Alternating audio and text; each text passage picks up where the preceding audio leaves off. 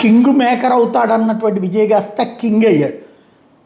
ఏదైతే తమిళగ వెట్రి కళగం టీవీకే పార్టీకి సంబంధించి అద్భుతాలే చేసి చూపించాడు.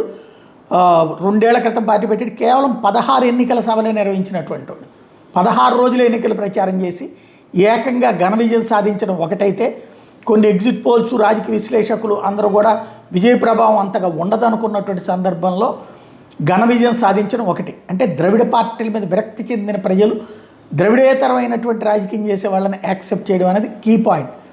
ఓవరాల్గా 234 సీట్లకి టీవీకే 100కి పైగా స్థానాల్లో, అంటే దగ్గరగా 106 నుంచి 108, 106 స్పష్టంగా కనబడుతోంది.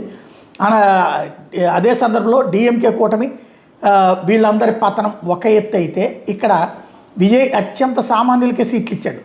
ఒకటి తన కారు డ్రైవర్ కొడుక్కి కూడా సీట్ ఇచ్చాడు. అతను ఏకంగా 27,000 ఓట్ల మెజార్టీతో గెలిచాడు. అదే సందర్భంలో ఆటో డ్రైవర్కి సీట్ ఇస్తే ఏకంగా 14,249 ఓట్ల మెజార్టీతో విజయం సాధించడం అన్నటువంటిది కీలకమైనటువంటి అంశం. ఇదే సందర్భంలో మరొక వైపున ఎవరు ఇప్పుడు విజయ్తో కలిసి వస్తారు అన్నటువంటి సందర్భంలో వాళ్ళ నాన్న కాంగ్రెస్ పార్టీకి పిలిపించాడు. తమిళనాడులో ప్రభుత్వ ఏర్పాటులో TVK party Congress, PMK, DMDK left పార్టీలు మద్దతు ఇచ్చేందుకు రెడీ అవుతున్నాయి.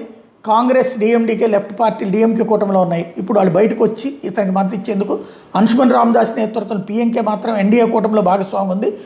వాళ్ళు ప్రభుత్వ ఏర్పాటు విషయంలో కలిసి రావాలని కాంగ్రెస్కి విజయ్ తండ్రి చంద్రశేఖర్ పిలిపివ్వడం అన్నది కీలకం.